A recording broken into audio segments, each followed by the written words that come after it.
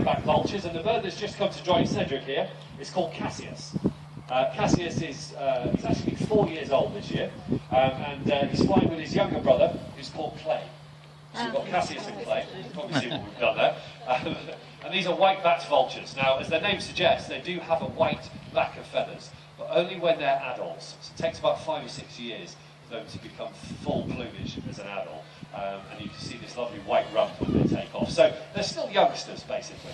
A vulture this sort of size could live 50 plus years here with us at the Trust, so they're very long-lived.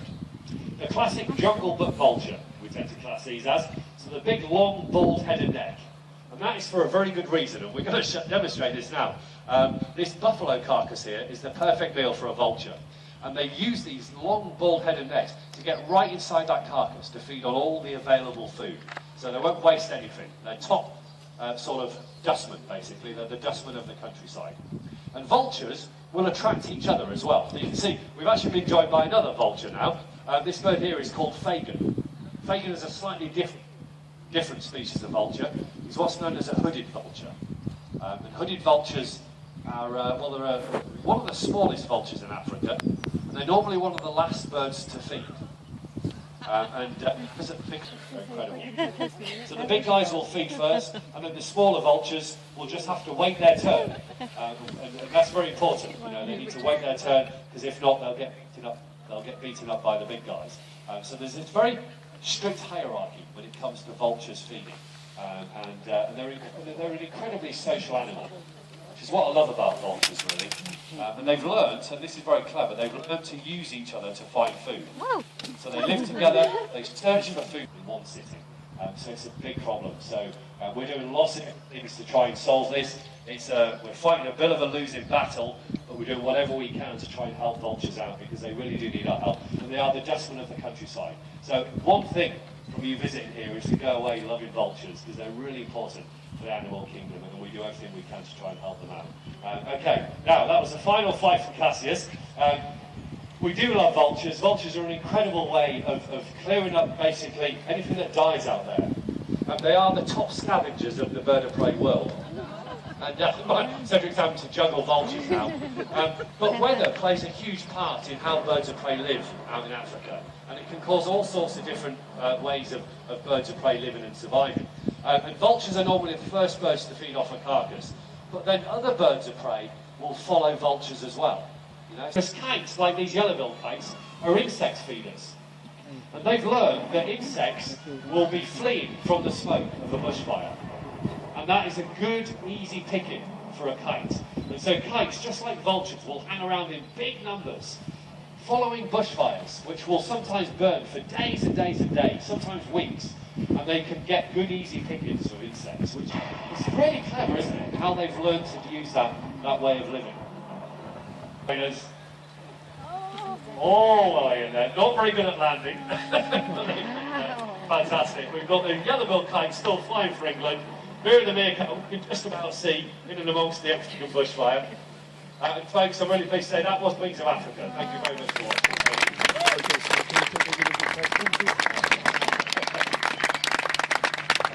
Very cool. There's going to be a few birds lingering around for a few moments, so just enjoy watching them move around. When they're fledged, but before they can fly, they go out onto the branch, which is... He does this every day of the week. He goes to schools, he's used for... school?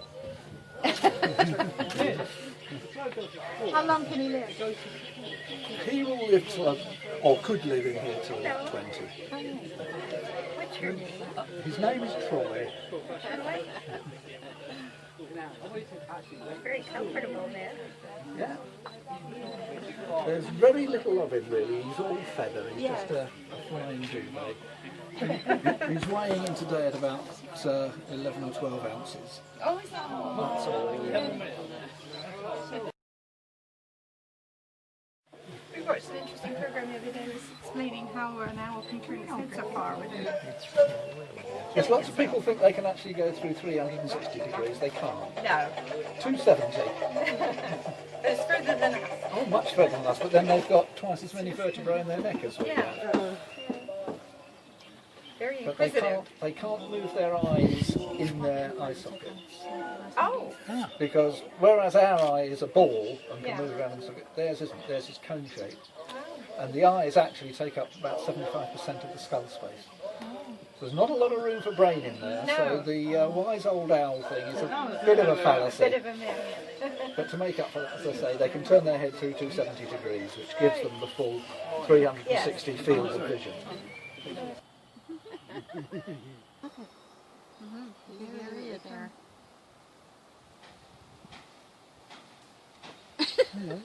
Something scared it. You know, it looks to them like that's the purpose.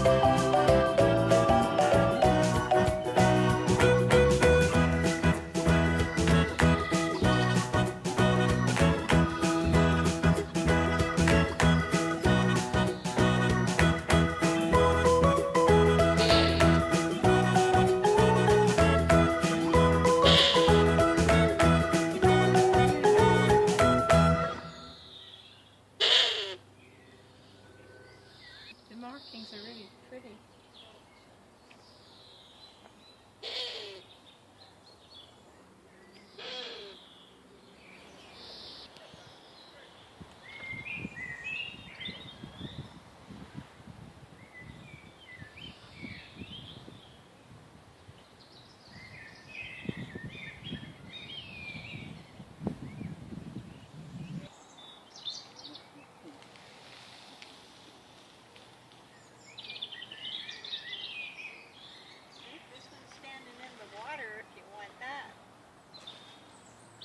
Flyers. So if you ever see them flying at low level above a grassy field, that's quartering. And what they're doing is they're listening really intensely for their prey. Their hearing is second to none. So a lot of the time they won't be able to see the mammals that they're hunting. They're listening for the little rustles and the squeaks and all of that sort of stuff. They are completely silent in flight. Now, if I'm quiet, there's an ambush predator. It sneaks up on its prey. So notice as Cedric brings Chaucer, Chaucer is the falcon's name, into the arena. Chaucer is wearing something on the top. That if you eat the brains of a vulture, you will develop clairvoyant powers to predict the future.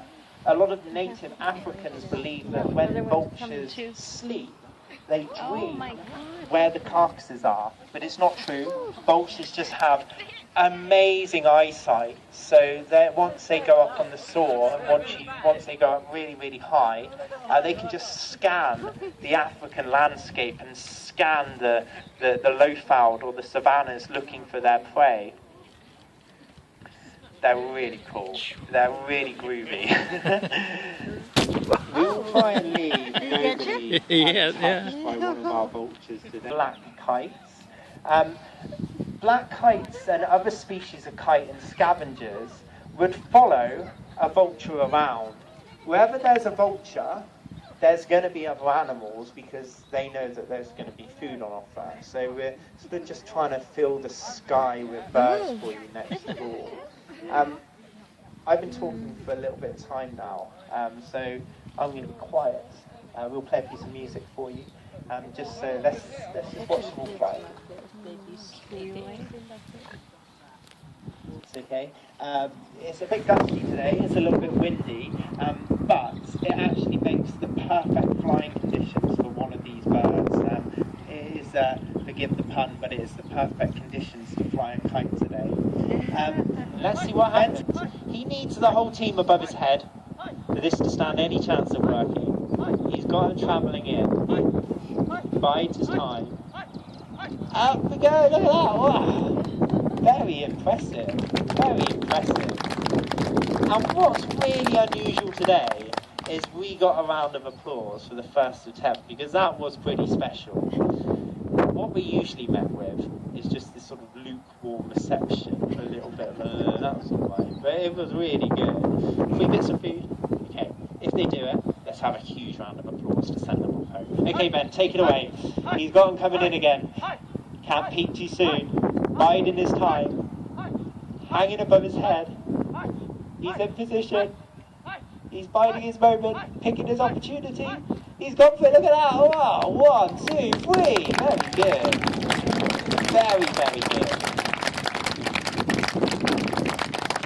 And when the kite's here, that big rub on, get down, Cheyenne. Getting rid of the hype. And she should give us a little bit of a bit of a call to say she's home. Very good. Any sign of danger?